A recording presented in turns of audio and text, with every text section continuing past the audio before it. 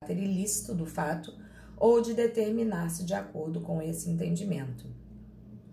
Então, observem que, como eu falei para vocês, a pena pode ser reduzida, tá?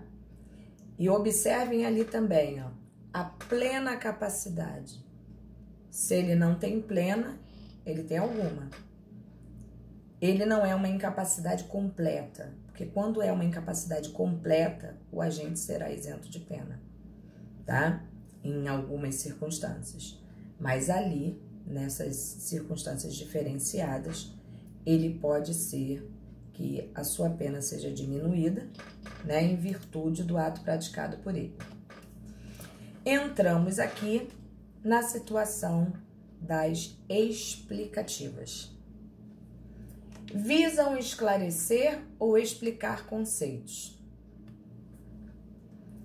Bom, temos aqui, por exemplo, os artigos 327 e 150, parágrafo 4º do Código Penal, quando tratam sobre o conceito de funcionário público e de casa. Artigo 327. Considera-se funcionário público para os efeitos penais quem, embora transitoriamente ou sem remuneração, exerça cargo, emprego e função. Bom, agora aqui nós vamos dar uma paradinha para entender melhor o que está escrito ali. Olha bem, por que explicativas? Porque ela está explicando o que é ser um funcionário público, entendeu? E ela vem no corpo do texto todas as características daquilo que pode ser considerado um funcionário público. Faço eu a pergunta a vocês. Estou eu trabalhando como mesário de eleição. Eu sou remunerada? Não. Eu tenho a carteira assinada? Não. Eu pratiquei algum concurso público para isso? Também não. Mas, transitoriamente, eu estou agindo como funcionária pública para o meu estado. Naquele momento ali, se eu pratico um ato considerado ilícito a nível funcional, eu sou considerada uma funcionária pública naquele momento ali, ainda que transitoriamente. Quando a gente fala de cargo, emprego e função, a gente está falando de coisa muito simples, que talvez vocês ainda não tenham aprendido, né? Porque isso vai pegar direito constitucional e vai pegar direito administrativo. Então, provavelmente, vocês ainda não pegaram isso. Mas uma explicação básica, porque eu também não tinha nada para fazer e já fui professora de constitucional administrativo, entendeu? Até para concurso público. Então, é aquelas coisas, né, maluquice da vida, em que a gente acha que a gente tem pouca coisa para fazer e a gente fica arrumando, né? E só para que vocês entendam a diferença entre as três situações ali, é muito simples. Existe cargo, emprego e função. Na administração pública, a função, ela é colocada às vezes de maneira transitória, como aquela que eu acabei de falar aqui para vocês, ou o cara também exerce a função no sentido de um cargo público, a nível de colocar a pessoa lá, né? Ela foi nomeada para atuar naquela função ali, enquanto eu, presidente, coloquei ele lá, ou enquanto eu, governador, coloquei ele lá, ou prefeito, coloquei ele lá. Professora, qual é a diferença entre cargo e emprego? Quando a gente fala a nível público, é muito simples. Cargo, ocupa cargo na administração pública aquele que prestou concurso público para administração direta, tá? Ele vai ser ocupante de cargo, ele será um estatutário, seguirá o estatuto do funcionalismo público. Esse cara tem estabilidade. Assim como quem atua na administração indireta também, tá? Mas dentro daquilo que a gente chama de autarquias, fundações públicas e as agências reguladoras. Esses caras são ocupantes de cargo. Agências reguladoras, autarquias e fundações públicas, tá? Ainda que administração indireta. Então, ocupante de cargo são os caras que têm estabilidade, são os caras que têm segurança a nível de demissão, como as pessoas gostam de falar, né? São os caras que são concursados, sim, e são os caras que seguem o Estatuto do Funcionalismo Público, seja ele federal, estadual ou municipal. Esses são os ocupantes de cargo. E os ocupantes de emprego, também da mesma forma, fazem concurso público, só que eles só atuam na administração indireta. Ou seja, não são ligados diretamente à administração central. Caraca, que maluquice, né? Isso tudo que eu tô falando aqui parece uma bola de neve. Mas fato é que o empregado público, ele é tão concursado quanto aquele que ocupa o cargo público, só que ele é seletista, tá? Igual a mim, igual a você, tá? Ele segue a CLT. E esses caras atuam na administração indireta, dentro das empresas públicas e as sociedades de economia mista. Entendeu? Então, essa é a diferença básica entre quem ocupa cargo, função e emprego público. Acho que ficou meio nebuloso, porque compreendo que é uma informação assim, muito larga, né? E pega nível administrativo, pega nível constitucional e para que vocês entendam nível penal. Mas a função é só para que vocês entendam que todos eles ocupam função pública, tá?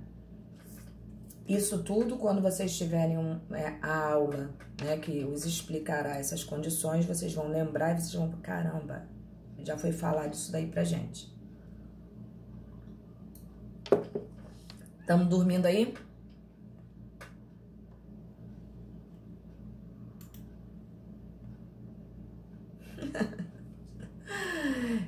Bruna, é cansativo, né? Muita coisa na cabeça, Nossa Senhora.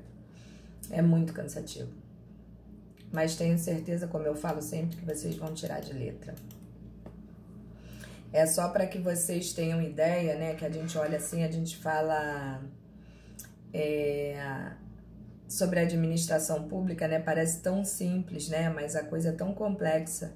E a gente vê que nem todo mundo na administração pública, apesar de ser concursado, possui essa famosa estabilidade.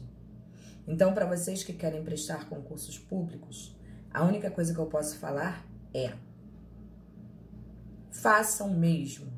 É bem melhor, tá? Em termos de segurança financeira, né? Porque ainda que você não enriqueça, mas você tem o certo, né? Mas sabendo que existem concursos para você ser seletista e existem concursos para você ser estatutário. Se você puder escolher dentre eles, escolha sempre ser estatutário, tá? Porque o estatutário, você vai fazer parte diretamente de uma administração que vai te garantir uma margem de segurança maior. É só isso, mais nada. Vamos lá. Artigo 150 aí, ó. Entrar ou permanecer clandestina ou astuciosamente ou contra a vontade expressa ou tácita de quem de direito, em casa alheia ou em suas dependências. Isso tudo para vocês entenderem o que são normas explicativas, tá?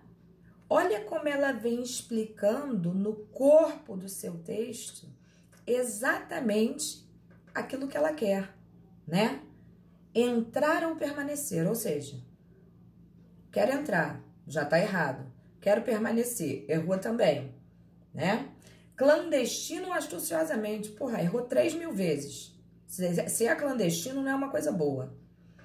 Ou contra a vontade expressa ou tácita de quem de direito. Tu tá na minha casa sem minha autorização. Todo errado. Triplamente errado. Em casa alheia ou em suas dependências. Casa alheia é a tua, é a minha, é a de quem quiser. Se a casa é minha, tu não tem que estar lá dentro sem minha autorização. Então, por aí, você vê o que é uma norma explicativa, tá? A expressão casa compreende. Isso é uma coisa também que vocês devem guardar, porque futuramente, isso aí, ó, desculpa o termo, essa merdinha aí, o que é casa, né? Parece que todo mundo sabe o que é casa. Mas é isso aí que vai diferenciar depois a tua defesa ao seu cliente. Olha o que compreende a expressão casa. Qualquer compartimento habitado. Aposento ocupado de habitação coletiva. O que a gente pode entender por isso, né?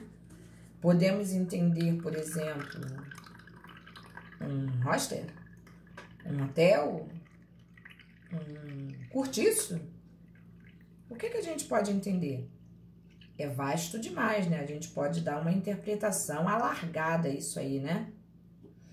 E isso serve tanto para um lado quanto para o outro, tá, gente? Em defesa de ambos os lados. Compartimento não aberto ao público, onde alguém exerça profissão ou atividade. Ou seja, o meu trabalho pode ser considerado casa. E por esse motivo, inclusive, aceita-se receber citação no seu trabalho, sem causar nenhum tipo de constrangimento à pessoa, tá? Então, se liguem nisso, porque hoje existem pessoas que moram, por exemplo, dentro de Kombi. Existem pessoas que moram embaixo de ponte, né? Aí fala, mas a ponte é pública, a rua é pública? Ah, tá ótimo. Mas a partir do momento que eu cerquei, né? Botei meu sofazinho lá, como a gente cansa de ver. Tem vários viadutos no Rio de Janeiro que passam por isso. Tem cachorro na corrente. Tem fumaça saindo do meu fogão. Tem até antena de televisão. Bom, ali é minha moradia. Até porque quem quiser me encontrar sabe onde eu estou. Então, isso também é moradia. Então, fiquem ligados nessa situação das normas explicativas, porque elas são claras e elas podem cada vez mais se alargar ao contexto atual do que é considerado uma casa socialmente falando, tá? Vamos lá.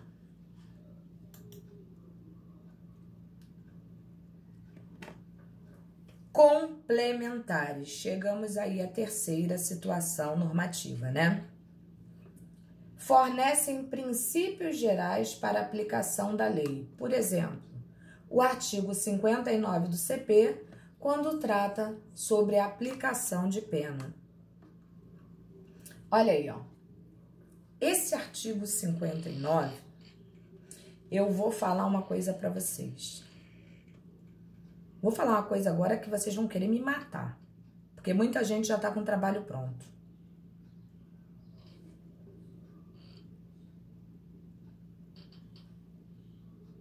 Esse artigo 59, provavelmente, ele será comentado no trabalho de vocês, tá? Mas muito mais, quem não comentou, relaxa. Relaxa, porque provavelmente Penal 2 também será comigo e provavelmente em Penal 2 eu massacrarei tanto vocês com esse artigo 59 que vocês vão sair dali dando aula de artigo 59, porque a importância dele é gigante, gigante mesmo. Olha o que diz o artigo 59. O juiz, atendendo à culpabilidade, aos antecedentes, à conduta social, à personalidade do agente, aos motivos, às circunstâncias e às consequências do crime, bem como ao comportamento da vítima, estabelecerá conforme seja necessário e suficiente para a reprovação e prevenção do crime. E aí vem seus incisos logo embaixo. Observem o interessante, se eu sou vocês, eu até sublinho, quem tiver com um papelzinho aí na mão. Interessante se faz vocês perceberem a primeira linha do artigo 59, quando está escrito lá, o juiz atendendo a culpabilidade. Hoje, vocês estão fazendo um trabalho sobre excludente de ilicitude e culpabilidade. No semestre que vem, vocês farão um outro trabalho muito parecido com esse, mas com outra intenção. Muito outra intenção. Então, reflitam sobre a questão da culpabilidade neste artigo ali, para que ela serve. Exatamente nesse artigo. Olha o que diz no primeiro inciso, para que ela serve. As penas aplicáveis dentre as cominadas. Então, a culpabilidade serve para uma coisa muito específica, para poder gerar pena a um culpado, a um condenado. Guardem uma coisa, sem culpabilidade não existe possibilidade de você apenar uma pessoa. Olha bem o que eu estou falando para vocês. Sem a culpabilidade, não existe a possibilidade de você apenar uma pessoa. Gravem isso, botem aí no caderninho para o semestre que vem. Não que a gente não falará sobre isso nesse, mas semestre que vem vocês serão castigados com isso. A quantidade de pena aplicável dentro dos limites previstos, pena de novo. O regime inicial de cumprimento da pena privativa de liberdade, pena de novo. A substituição da pena privativa de liberdade aplicada por outra em espécie de pena, se cabível, pena de novo. Então, observem que a culpabilidade tem um poder, mas um poder fenomenal. E vocês vão ouvir muito, seja de amigos, de professores, da internet, de livros, da lei, vocês ouvirão o tempo todo a importância da culpabilidade. Por isso que eu falo para vocês fazerem essa pesquisa com muita técnica e muito carinho, prestando bastante atenção. Porque vocês precisarão dar continuidade posteriormente a ela para entender uma série de situações dentro do direito penal. Tem gente que diz que a culpabilidade faz parte do conceito de crime. Porque tem gente que afirma que crime é fato típico, ilícito e culpável. Olha a culpabilidade aí. Aí eu faço a pergunta aos meus alunos. Crime é fato típico? Porque tá lá tipificado no código. O que é crime? Tá escrito lá. Crime é antijurídico? Porque vai completamente contra a lei. Não tá escrito lá? Tá. E crime é culpável? Não sei. Porque se existem as excludentes de culpabilidade e existe um artigo 59 dizendo que a culpabilidade é um dos pressupostos, é um dos requisitos para o apenamento, nos leva a crer o quê? Que a culpabilidade não é e nunca será um pressuposto para conceituar crime, e sim um pressuposto, um requisito para gerar pena.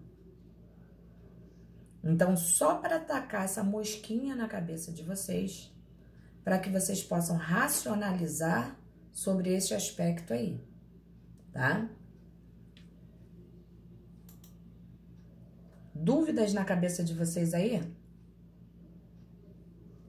Fala, claro, professora, a senhora só lança dúvidas na nossa cabeça.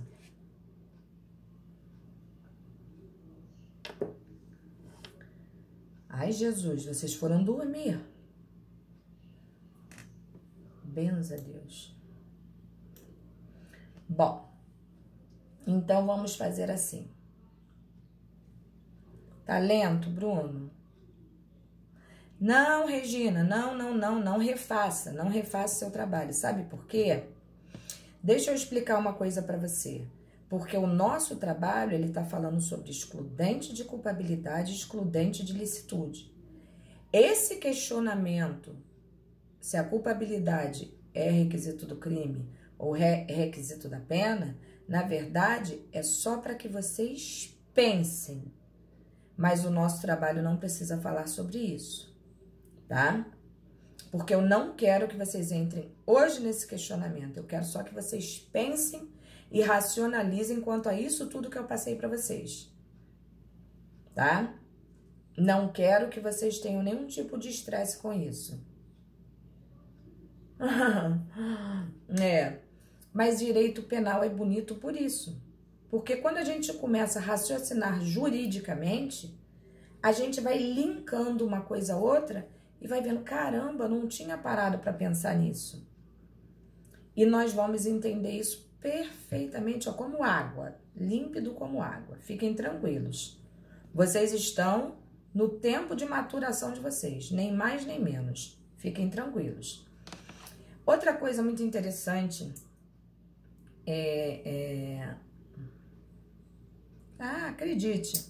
acredite. Vocês têm aula depois de mim?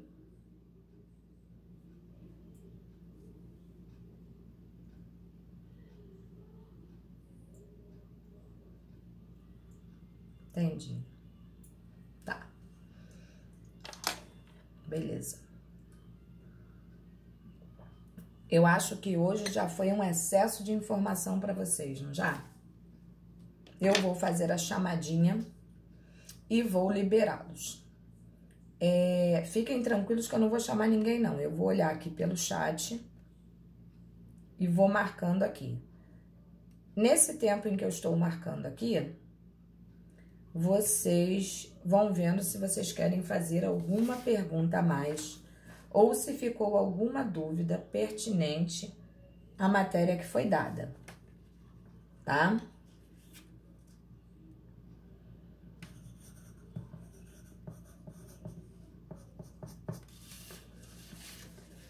Milena Alves.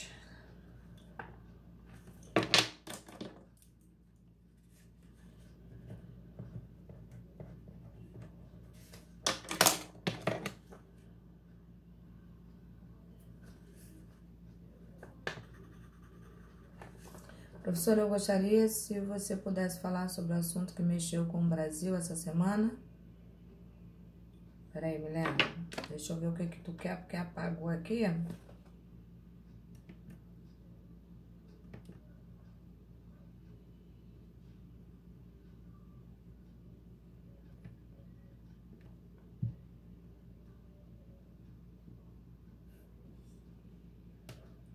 Milena, olha só.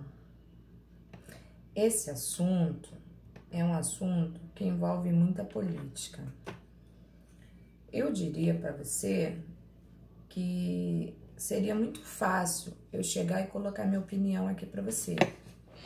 Até porque eu tenho uma opinião, tá? Tenho uma opinião formada, da qual eu diria para você que ela não é imutável, né? Porque quando a gente fecha a mente, a gente tá fechando a mente para o conhecimento e abrindo a mente para a burrice. Então, a gente não pode simplesmente falar que a gente não muda por nada nesse mundo. Eu, pelo menos, não falo isso. Mas eu diria para você que, independente de qualquer coisa de partido, seja quem for, o Moro, João, Joaquim, entendeu? É muito complicado porque a gente não sabe o que acontece nos bastidores. A gente não sabe até quando um tá certo, o outro tá errado. A gente não sabe os interesses envolvidos. A gente não sabe os tratos que foram feitos, né? A gente não sabe até que ponto uma pessoa pode ser valente ou covarde diante de certas circunstâncias. A verdade é essa. Eu tanto falo, tanto do Moro quanto do Bolsonaro, se fosse o Lula, se fosse a Dilma, não tem importância, tá? A única coisa que eu falo é que seria muito fácil assim eu chegar para vocês e colocar a minha ideia, para até de uma forma assim cruel e covarde, eu tentar influenciá-los. Mas eu prefiro sinceramente não. Porque eu acho que hoje pode inclusive haver uma verdade e amanhã essa verdade está completamente modificada. Porque eu já percebi que no Brasil tudo é assim. Quando a gente acha que a gente sabe de alguma coisa, um mês depois é o suficiente para a gente ver que a gente estava enganado em relação àquilo ali.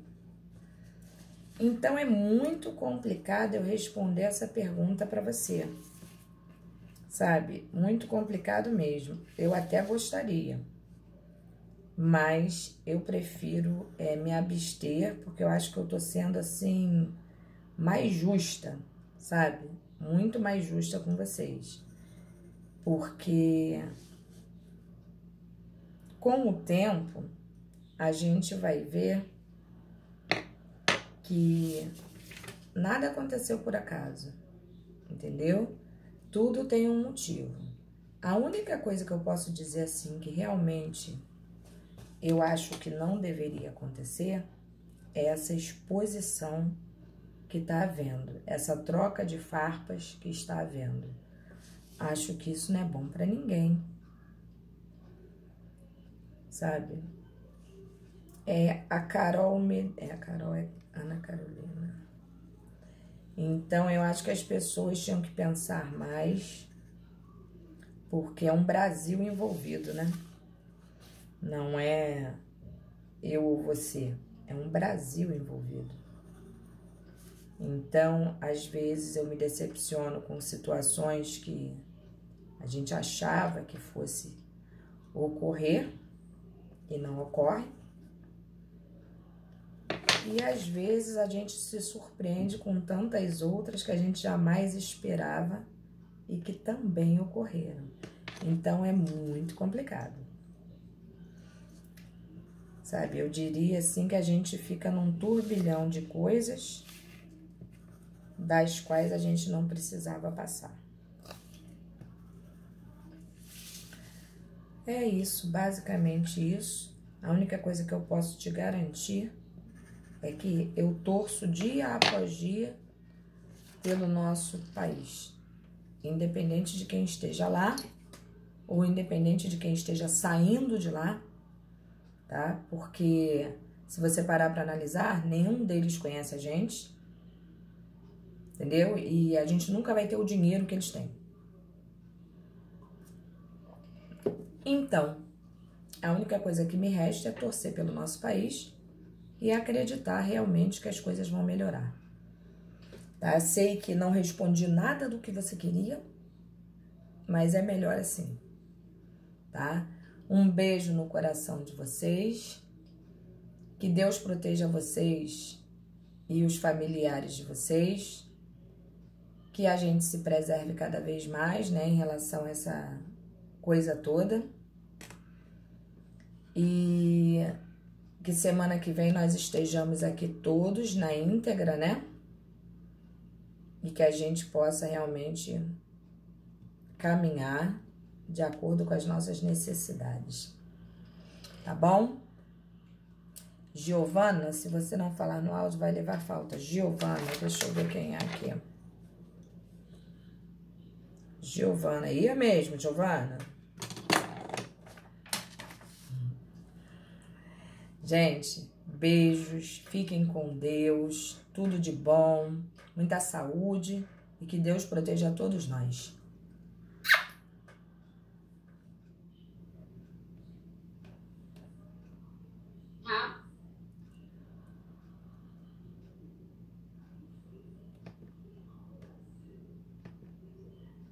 Aparecendo.